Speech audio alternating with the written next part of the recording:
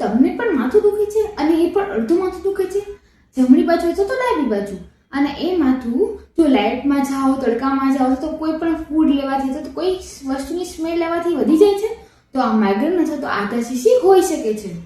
Hello friends, હું doctor નમ્રતા Trivedi homeopathic ક્લિનિકમાંથી. Migraine એટલે કે આધાશીશી શું છે? માઇગ્રેનમાં આપણા હેડના કોઈ પણ ભાગ, રાઈટ સાઈડ ઓર લેફ્ટ સાઈડમાં પેઇન થાય છે અને શેના લીધે થાય છે? ઘણી બધી વાર તડકામાં જવાથી, લાઇટમાં જવાથી અથવા તો કોઈ પણ સ્ટ્રોંગ સ્મેલ અથવા તો ઓડર આવવાથી થઈ શકે છે. અને ઘણા બધા લોકોની કોઈ ઇમોશનલ ટેન્શન, સ્ટ્રેસ, એન્ઝાયટી હોય તો એના લીધે પણ માઇગ્રેન થઈ શકે છે. તો માઇગ્રેનને ઇગ્નોર ના કરવું, કારણ કે માઇગ્રેન છે એના લીધે આપણી રોજબરોજની જે લાઈફ છે, રૂટીન લાઈફ ડિસ્ટર્બ થાય છે, ક્વોલિટી ઓફ લાઈફ પણ ઘટી જાય છે. અને સાથે સાથે માઇગ્રેનને ટેમ્પરરી રિલીફ કરવા માટે આપણે જે પણ મેડિસિન્સ લઈએ છીએ એ આપણા ઘણા બધા ઓર્ગનને ડિસ્ટર્બ કરે છે અને સાઈડ ઇફેક્ટ પણ આપી શકે છે. તો હવે માઇગ્રેનનું સોલ્યુશન શું છે?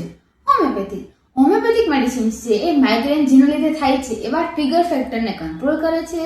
માઇગ્રેન થવાની જે ફ્રીક્વન્સી છે, જે વારે વારે થાય છે એમાં પણ ઘટાડો કરે છે, જે ઇન્ટેન્સિટી છે એમાં પણ ઘટાડો કરે છે, અને લાંબા ટાઈમે માઇગ્રેનને એકદમ જળમૂળમાંથી મટાડી દે છે. Thank you.